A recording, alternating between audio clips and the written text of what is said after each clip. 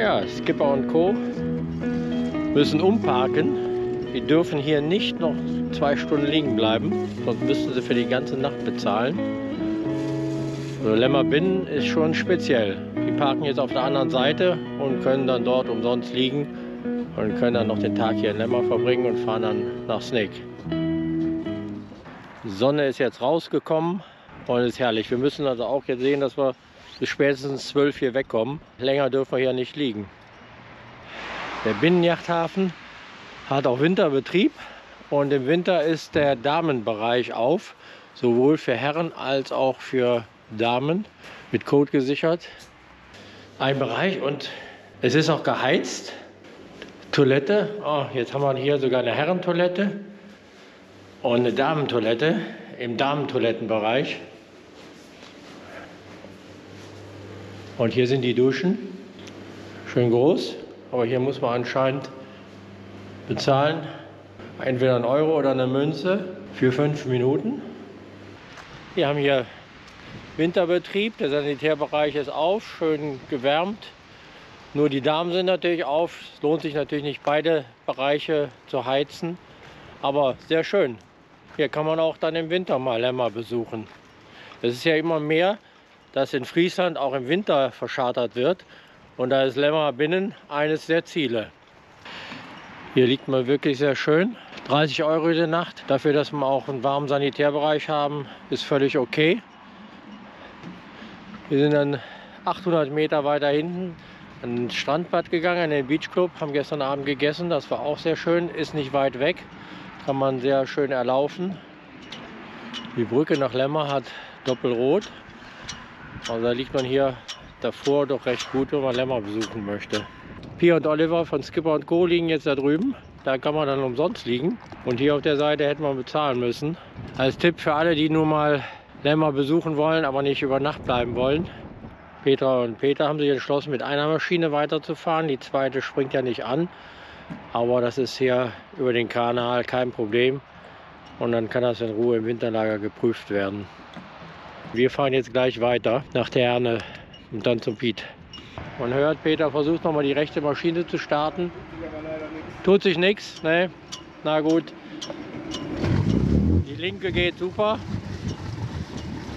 Hier sieht man die Snipe 3. Das ist eine nicht nachführende Satellitenschüssel. Aber die funktioniert sehr gut. Wenn man also still steht, dann ist das ein wirklich toller Empfang. Und die verträgt auch ein bisschen Schaukeln. Unsere nachführende Satellitenschüssel hat oft nicht so einen guten Empfang wie die Snipe 3. Wir sind jetzt soweit. Die Scheiben sind noch beschlagen, die müssen wir gleich noch frei machen. Ich starte jetzt mal die Motoren. Wir gehen jetzt erstmal in die Stellung.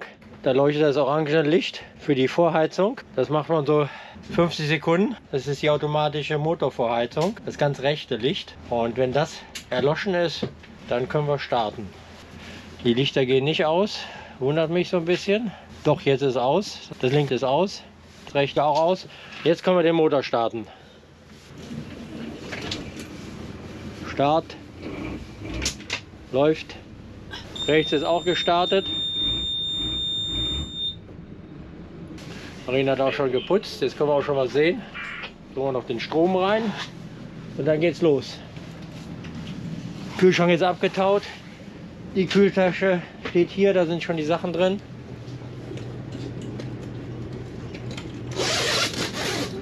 Vergiss die Handfunke nicht. Ja. Ich dachte, die beiden wären tatsächlich nach Lemmer reingefahren, aber die Ist doppelrot, kommst du nicht rein. Kurze Arme. Ja. Die blaue Leine kann ab und die Spring kann ab. Jetzt mache ich die und dann mache ich dann nach vorne. Ja, ich gehe jetzt ans Steuer, dann machst du hier ab, gehst an Bord und dann kannst du vorne die abmachen. Ja. Auf geht's zur letzten Etappe. Da kommt uns doch tatsächlich auch noch einer entgegen. Da steuert noch jemand Lemmer an. Hier hinten ist auch noch ein kleiner Hafen drin.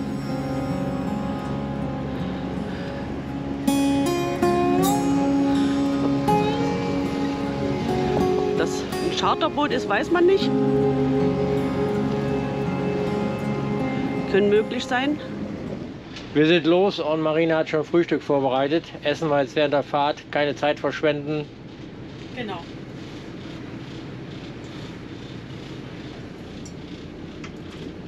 Hier drüben ist Taco-Ziel, da haben wir letztes Jahr gehalten.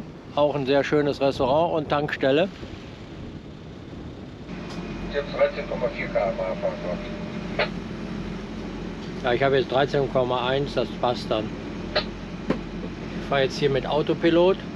Bei dem ruhigen Wetter klappt das sehr schön, weil wir müssen ja hier nur geradeaus fahren. Da muss ich nicht permanent am Lenkrad hängen. Ich kann mich ganz entspannt hinsetzen. Wir schauen uns jetzt mal eine typische Brücke auf dem Princess Margaret Kanal genauer an. Steuerbord sieht man 2 gelbe Rauten und das blaue Schild Sport.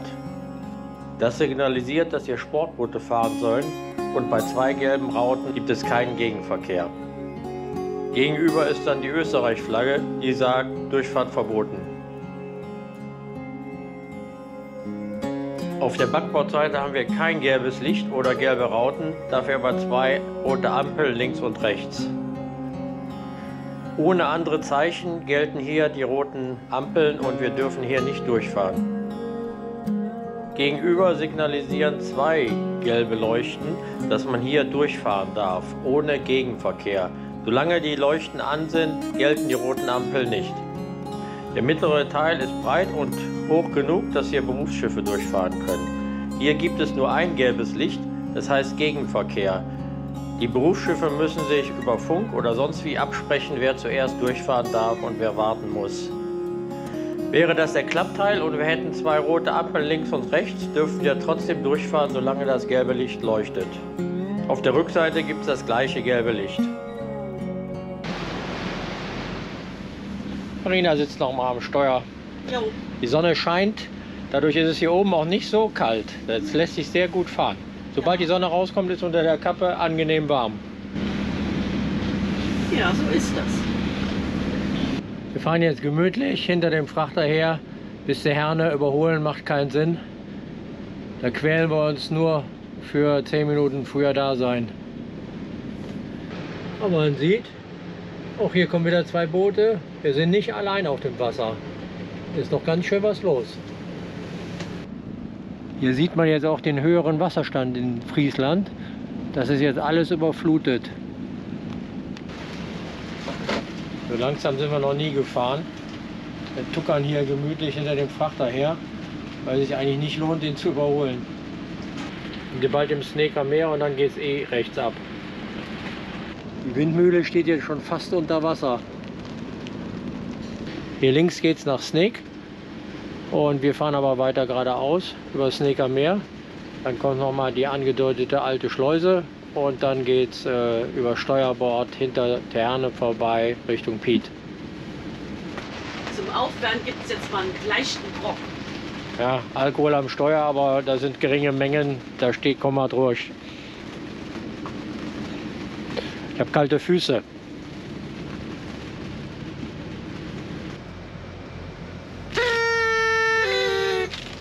Wir haben es natürlich nicht vergessen, dass heute der 11.11. ist und heute Sessionauftakt. Und wir wünschen allen viel Spaß. Oh, der ist vor uns so langsam hier, da muss ich auf eine Maschine wechseln. So langsam kann ich gar nicht fahren. Ja, jetzt gibt er ein bisschen Gas. Der Peter ist uns enteilt, weil ich hinter dem festhänge. Ja, das war die letzte Brücke jetzt hier in Teherne. Und jetzt kommt nur noch die Eisenbahnbrücke und wir hoffen, dass es auch so gut geht. Und dann sind wir gleich da. Das war ein tolles Wochenende jetzt, haben wir gut erwischt. Im November, alles super. Hoffen wir, dass jetzt noch die letzte Brücke klappt. Ja, ich bin da guter Hoffnung. Die Eisenbahnbrücke hat uns noch nie verlassen. Ich werde jetzt den Piet noch anrufen und Bescheid sagen, dass wir kommen. Jetzt sind wir schon hinter Teherne und biegen jetzt gleich rechts ab Richtung Herrenwehen. Super Wetter, Sonnenschein und auch hier sieht man, es ist alles überflutet. Friesland hat ja um das Austrocknen der Böden versuchsweise probiert, jetzt den Wasserstand höher zu setzen. Und da sieht man natürlich jetzt auch auf den Wiesen hier und es ist natürlich auch durch den Regen natürlich sehr viel Wasser. Wir überholen jetzt Peter, um an der Eisenbahnbrücke zu drücken. Aber meistens, bevor wir gedrückt haben, geht die schon auf.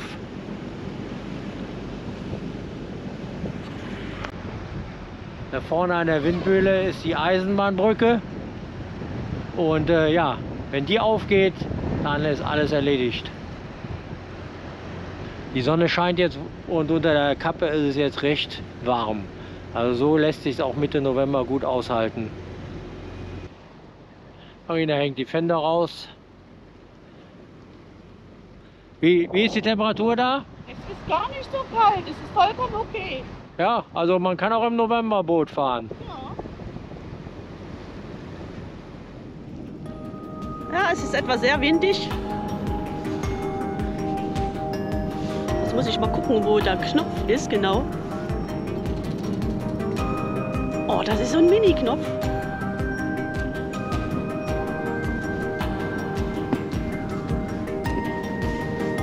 Noch weiter rückwärts, rückwärts. Rückwärts. Rückwärts. Du musst rückwärts fahren, Schatz.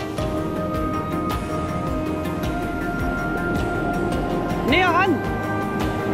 Näher ran.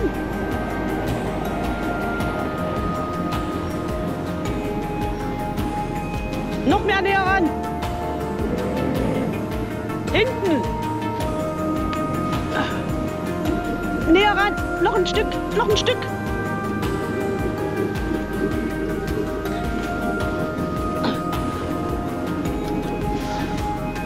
Ich habe den Knopf gedrückt. Bin an den Knopf rangekommen.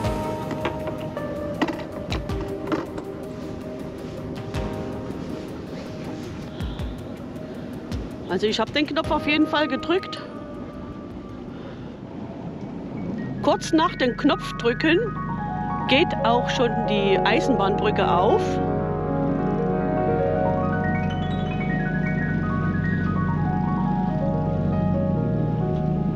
Und wir kriegen grün. Super. Mega geil. Mega geil.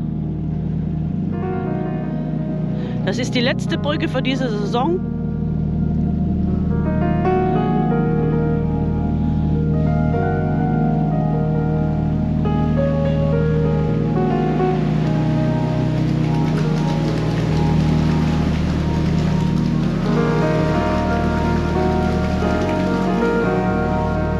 Besser geht es nicht. Peter und Petra kommen auch rein. Und jetzt haben wir noch einen kurzen Abschnitt, den wir noch fahren müssen. Und dann erreichen wir unser Ziel für heute. Die Eisenbahnbrücke von Piet ist die beste Brücke ever. Egal wann wir kommen, wir drücken und kaum gedrückt geht die Brücke auch schon auf. Das ist fantastisch. Jetzt geht es nur noch zum Piet, 2 Kilometer oder so ähnlich und wir sind gleich da und dann war die Saison 2023 zu Ende. Ja, so schnell geht's. Nur noch anlegen gleich, dann besprechen wir noch, was wir alles machen müssen im Winter und dann geht's nach Hause. Kurz vor Piet ist der ganze Hafen noch voll. Scheinen doch die meisten im Wasser zu bleiben. Ganz am Horizont sieht man schon die Brücke und davor, noch weiter vor sind wir. Wir tuckern hier mit einer Maschine praktisch im Standgas. So langsamer können wir gar nicht fahren. Sehr schöner Kanal hier, schöne Häuschen. Also hier lässt sich es auch aushalten. Ganz hinten geht es nach Herrenwehen rein. Da kann man dann auch in der Stadt liegen. Haben wir noch nie gemacht. Aber sieht auch sehr schön aus auf den Videos, die wir so gesehen haben. Hier auf dem Vordeck gleiten wir so still. Das ist toll. Und ja, auf den Pollern, immer wenn wir hier vorbeifahren, sitzen die Vögel. Na, da bin ich ja mal gespannt, was das jetzt hier gibt. Da frage ich mich, wo wir da einen Kran anmachen sollen. Du, da dazwischen passt, zwischen den Kranjörgen, das halte ich für ein Gerücht. Also mit Kran ist da nicht viel, ne? Im Moment bin ich mir nicht sicher, ob ich dazwischen passe. Die 3 Boote, die da lagen letzte Woche, liegen immer noch da. Und den einen hat er jetzt nur quer gesetzt noch, neben die anderen 2. Ja, kommen jetzt 2 angelaufen. Der Peter soll da festmachen, da am Rand. Oh Gott, na ja, schauen wir mal. Wir fahren jetzt erstmal parallel und schauen, ob es überhaupt von der Länge funktioniert. Ja, warte mal ab, Jürgen. Warte mal. Mach mal ganz langsam, Piet ist ja da. Hallöchen! Guten Tag. Hi, Piet! Und du meinst, wir passen hier so quer rein? Ah, Wir passen hier rein, meinst du? Ja, ja. Na gut. Der Jürgen tut sein Bestes.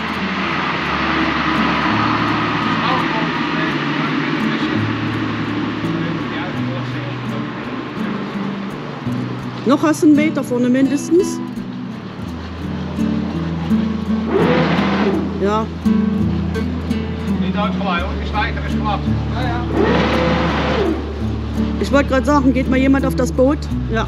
Aber vorne ist okay, Jürgen. Hinten ist auch okay. Ist auch okay. Ja, junger Mann geht jetzt aufs Boot und passt auf.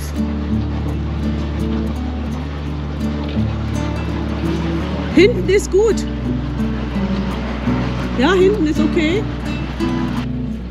Ich muss wissen, wie viel ich hinten und nach vorne Platz habe, damit ich mich orientieren. Vorne ist alles gut, da ist jemand da, der da aufpasst. Du kannst einfach fahren.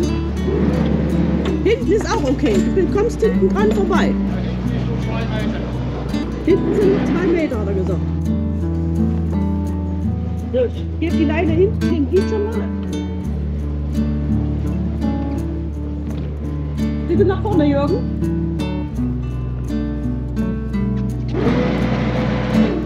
So gut. Perfekt. Perfekt machst du das. Guck mal, wie es hinten aussieht. Stückchen nach vorne. Mehr nach vorne, Jürgen.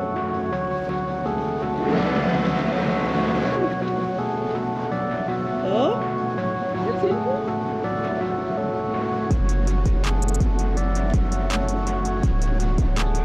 Hinten ist gut. Hinten ist gut.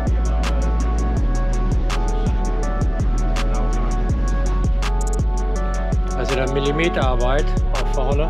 Ja, das machst du aber hervorragend. Geht gut. Piet hat Leine.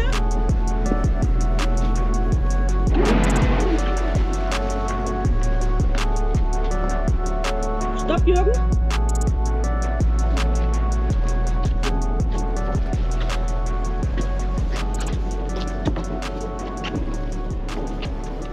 Ja, das hast du aber wieder hervorragend gemacht. Ich bin vom Bord. Okay, Maschinen sind aus. Ja, hat geklappt. Ja, super. Hervorragend, ne? Sicher. Ja. Super Skipper. Millimeterarbeit jetzt. Maar dat goed. War gut. Hat die auch eine Hexschraube? Der hat beides, ja? Ja, ja. Ja, das, Ich nehme mal den Peter an, weil der. Ja, gaat rein misschien. Jürgen, mach erstmal hier vorne. Mach du mal. Okay. Das reicht ja, wenn er einmal fest. Ich nehme erstmal den Peter. Okay, dann gehe ich an Bord.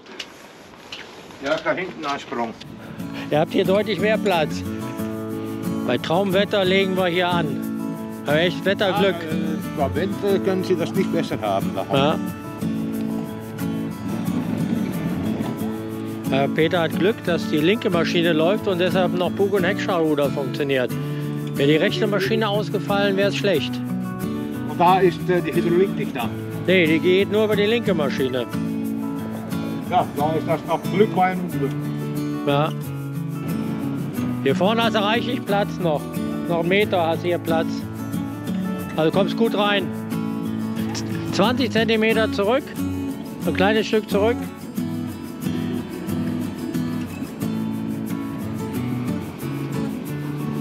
Okay, passt, passt. Alles gut.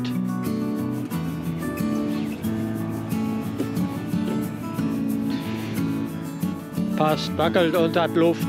Da brauchst du hier die Leiter. Wir brauchen die vorne nicht. Hier ist die maximale Aussteigehöhe erreicht. Ja, Mehr geht nicht. Veel höher kan dat niet. Nee. Ze kriegen das Wasser nicht schnell genug weg. Ja, alle Pumpen laufen und die Ja. laufen auch 1,5 Wochen, Maximum. Ja. Und doch jedes Mal kommt das Wasser noch ein bisschen höher. Am Kran war es schon ziemlich eng. Hinten haben wir noch 20 cm. Und vorne, ja, bleibt doch ein guter halber Meter. Ich hatte gedacht, es ist enger. Aber glücklicherweise sind wir jetzt angekommen. Und ja, mit diesem Kran, da hängt auch ein Boot schon drin, geht es diese Woche raus. Wir gehen ins Winterlager mit relativ leeren Tanks. Ich bin kein Freund von vollen Tanks im Winterlager. Das Kondensationsproblem in den Tanks ist äußerst gering. Gerade wenn die Tanks im Bootsinneren sind und wir auch in der Halle stehen, ist das quasi gleich null. Da bildet sich kein Wasser. Aber wenn ich mit vollen Tanks ins Winterlager gehe, dann ist der ganze Diesel ein halbes Jahr alt. Und das ist aus meiner Sicht viel schlechter, als mit leeren Tanks zu gehen. Wir werden im Frühjahr in Teherne voll tanken mit GTL und dann haben wir kein Problem. Das war die Saison 2023. Wir haben mit Piet alles besprochen, was zu machen ist, und fahren jetzt nach Hause. Und demnächst geht es dann ins Warme auf Kreuzfahrt. Dann berichten wir auch davon. Wir hoffen, dass euch alle unsere Videos gefallen haben und werden auch weiterhin berichten. Von der Kreuzfahrt werden wir auch ein Video schneiden und gucken, dass wir den Winter so kurz wie möglich gestalten. Bis bald. Tschüss!